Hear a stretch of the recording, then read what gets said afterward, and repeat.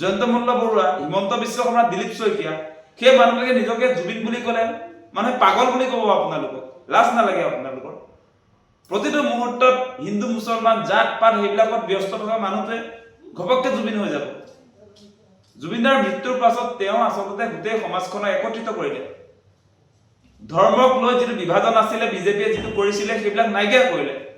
আৰু এই সময়ছোৱাত তেওঁ পুনৰ হিন্দু মুছলমানৰ ৰাজনীতি কৰিছে। কেতিয়াবা চেনি ফ্ৰীকে দিম, আলু ফ্ৰীকে দিম, মিঠাতেল ফ্ৰীকে দিম।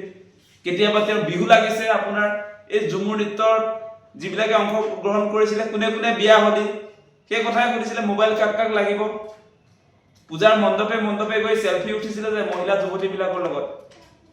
আপোনাৰ যে চিৰিয়াছনেছ নাই, জুবিনদাৰ মৃত্যু হোৱাৰ এসপ্তাহ নহওঁতে যে চেলফি লৈ উঠিছিলে পূজা মণ্ডপবিলাকত, এইবিলাকতো আমি দেখি আছো ন। আপুনি সঁচা সঁচিকে জুবিন অনুৰাগী হয় নে নহয়? আপুনি ভুৱা অনুৰাগী, ভুৱা মুখ্যমন্ত্ৰী। আপোনালোকে ভালকে চালে দেখিব জুবিনদাৰ মৃত্যুৰ পাছত যেনেকে তদন্ত প্ৰক্ৰিয়াটো চলিছে আপোনালোকে দেখিব যে সেই শ্যামকানু মহন্ত, হিমন্ত দাৰ ভায়েক, তেখেতকতো পূজাৰ ছুটি আপোনাৰ 6 তাৰিখলৈকে দিছিলে। পূজা চলিছিলে কেৱল আপোনাৰ 1 তাৰিখলৈকে। জানে নহয় এই কথাবিলাক অসমৰ ৰাইজে। গতিকে শ্যামকানু মহন্তক বচাবৰ কাৰণে আৰম্ভণিৰ দিনটোৰ পৰা কেনেকে চেষ্টা চলাইছে সেইটো অসমৰ সকলো ৰাইজে দেখি আছে। আৰু এতিয়া ময়ো জুবিন আমিও জুবিন ক'বলৈ আহিছে। আপুনি ময়ো জুবিন আমিও জুবিন বুলি ক'বলৈ আপোনালোকৰ আচলতে কোনো ধৰণৰ নৈতিক অধিকাৰ নাই। মই এটা কথা কৈছো, জুবিন দাই, আপুনি, মই এটা চেলেঞ্জ দিছো আপোনাক যে জুবিন দাই নিজকে বাওঁপন্থী বুলি কয় আৰু হিমন্ত বিশ্ব শৰ্মাই বাওঁপন্থী বুলি ক'লে বাওঁপন্থী মানুহবিলাক তেওঁ দেখিব নোৱাৰে। আৰু বাওঁপন্থী শব্দটো শুনিলে তেওঁৰ মানে আপোনাৰ বিচাই টকাত জেগজেগাই উঠে আচলতে। সহ্য কৰিব নোৱাৰে বাওঁপন্থী শব্দটো। আৰু সেই মানুহতে জুবিন দাৰ আদৰ্শ প্ৰচাৰ কৰিব গ'লে। জুবিন দাই নিজকে ছচিয়েলিষ্ট বুলি কৈছিলে, জুবিন দাই নিজকে কমিউনিষ্ট বুলি কৈছিলে। জুবিন দাৰ আইডল চে গুয়েভাৰা আৰু হিমন্ত বিশ্ব শৰ্মাৰ আইডল হিটলাৰ। কথাবিলাক চাওক আপোনালোকে।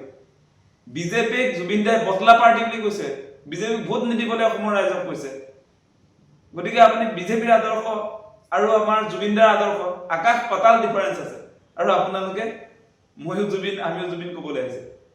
ৰাতিপুৱা শুই উঠাৰ পৰা ৰাতি শুৱালৈকে হিন্দু মুছলমান কৰি দিনটো পাৰ কৰাই মানুহৰ মাজত সাম্প্ৰদায়িক বিষবাষ্প বিয়পাই থাকে, যিবিলাকক ঘোৰ বিৰোধিতা কৰিছিলে জুবিন দাই। আৰু এইকেইটা এতিয়া আপোনাৰ ময়ো জুবিন আমিও জুবিন কৰিবলৈ আহিছে। লাজ নালাগে? জুবিন দাৰ নাম নল'ব আপোনালোকে। সঁচা কথা কৈছো, খং উঠি আহে কিন্তু। কি ময়ো জুবিন আমিও জুবিন? জুবিন হাৱাত হৈ গৈছে নেকি? 100 বছৰতে এজন জুবিন পাবনে নাই? আপোনালোক গোটেই বিজেপি সোপা যে জুবিন হ'বলৈ গৈছে।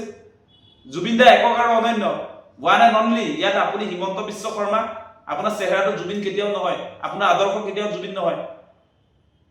আপুনি মানুহৰ মাজত মানুহক বিভাজন কৰিবলৈ প্ৰতিটো মুহূৰ্তত চেষ্টা কৰি থাকে। ক'ত জুবিন হ'বলৈ আহিছে আপুনি? লাজ নাই? এনেকুৱা কথা কেতিয়াও নক'ব। এইবিলাক ধৃষ্টতা আচলতে। অসমৰ ৰাইজৰ আন্দোলনটো বোলে নিগেটিভ আন্দোলন আৰু বিজেপিয়ে কৰিব পজিটিভ আন্দোলন। সঁচাকে দেই, আজি জুবিনদাৰ পৰিয়ালৰ ফালৰ পৰা আজি গৰিমা বৌহঁতে চবেই সকলোৱে কৈছে যে #জাষ্টিছ ফৰ জুবিন গাৰ্গ সকলোকে লিখিবলৈও কৈছে। সেই আন্দোলনটো মুখ্যমন্ত্ৰীয়ে নিগেটিভ আন্দোলন বুলি ক'বলৈ আহিছে। অসমৰ ৰাইজে জুবিনদাক ন্যায় দিয়ক বুলি কৈছে, সেই আন্দোলনটো কেনেকৈ নিগেটিভ হ'ল? হত্যাকাৰীক ফাঁচি দিয়ক বুলি কৈছে, সেইটো কেনেকৈ নিগেটিভ আন্দোলন হ'ল? ময়ো জুবিন আমিও জুবিন সেইটো পজিটিভ। লাজ নাই? জুবিন দাক লৈ ৰাজনীতি কৰিবলৈ লাজ নালাগে? জুবিন দাই পলিটিক্স নকৰিবা বন্ধু বুলি কৈ থৈ গৈছে। আৰু এতিয়া মানে নকওঁ আৰু, গৰুচুৰ পাৰ্টিয়ে আপোনাৰ ময়ো জুবিন আমিও জুবিন বুলি ক'ব। জয়ন্ত মল্ল বৰুৱাক জুবিন দাই নিজে গৰু বুলি কৈছিলে। সেই গৰুৱে যেতিয়া আপোনাৰ মই জুবিন বুলি ক'লে অসমৰ মানুহে কি বুলি ক'ব?